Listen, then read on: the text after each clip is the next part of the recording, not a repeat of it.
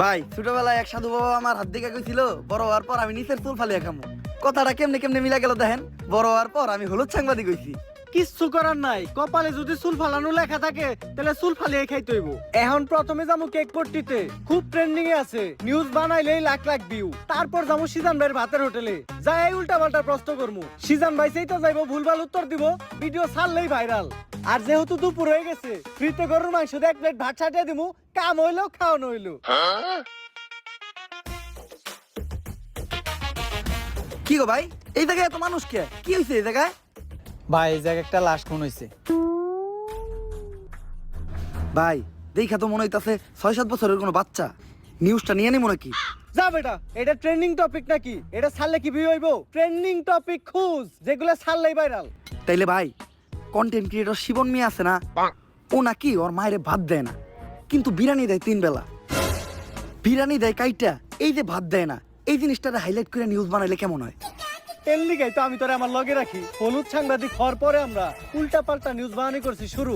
এখন থেকে আমি তোর শিষ্য, তুই আমার গুরু। তাইলে চলেন ভাই আগে এই নিউজটাই বানাই।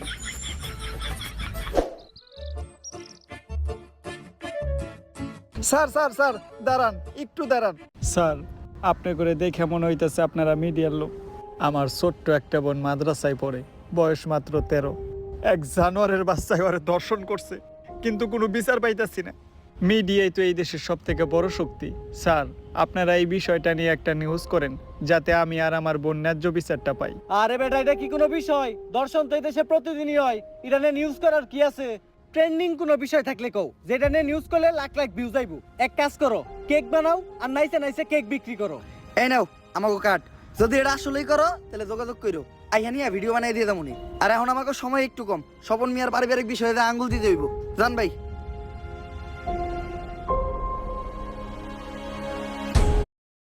夏天到了，快来学这个炝拌藕片。水烧开，倒入莲藕，加1勺白醋，这是莲藕不发黑的关键。煮个30秒，捞出，过一下凉水，然后。 জান ভাই।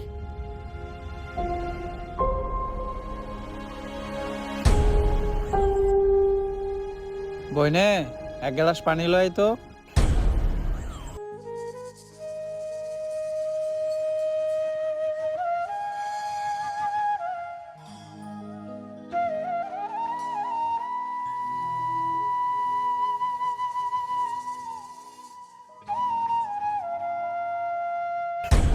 এই যে আমি আমার সব মার্বেল এনে রাখলাম, আমি যদি এই মার্বেলটা লাগাইতে পারি তাহলে তোর সব মার্বেল কিন্তু আমার। আর না লাগাইতে পারলে তোর সব মার্বেল আমার। ঠিক আছে, তুই একটু হইরা বয়। কে? তুই যদি অনেক বইয়ে থাকস, আমি মার্বেল মারলে এই মার্বেলে না লাগলেও তোর মার্বেলে ঠিকই লেগে যাইব।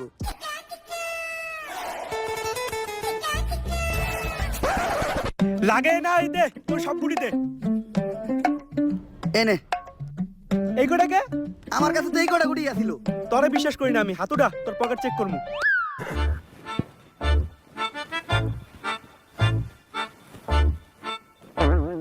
কিরে তুই মিছা তো কইলি কে? এই যে বড় বড় দুটো মার্বেল তুই তোর পকেটে লুকিয়ে রাখছ। ওই দুইটা স্যার আলাই কর, আমার পকেট ফুটা। তুই আমার পার্সোনাল মার্বেল হাত দিছস। আরেকটা মার্বেল আছে যেটা দিয়ে আমি মারছি, ওইটার সামনে ওই করতে পড়ছে।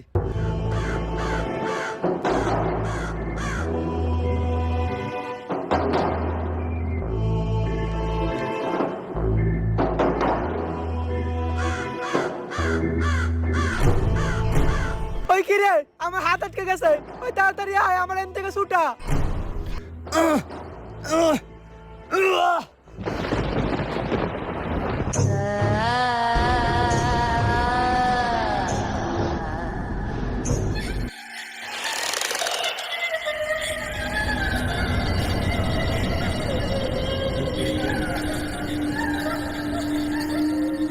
সঞ্জনা মুক্ত হয়ে গেছে, কাউরে বাঁচতে দেবো না। সবাই মরবি, তুই মরবি, তুইও মরবি, তোর নানি মরবো, আমি মরবো।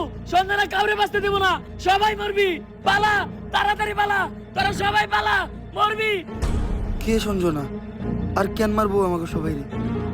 আরে ও পাগল, ওর কথায় ভয়টাই পাইস না। ভাই আর আমি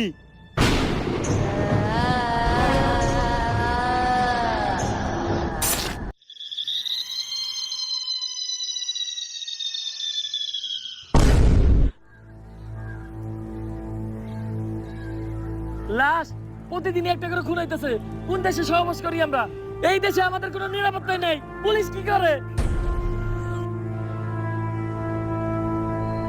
গত 1 মাসে 10টারও বেশি লাশ পাওয়া গেছে।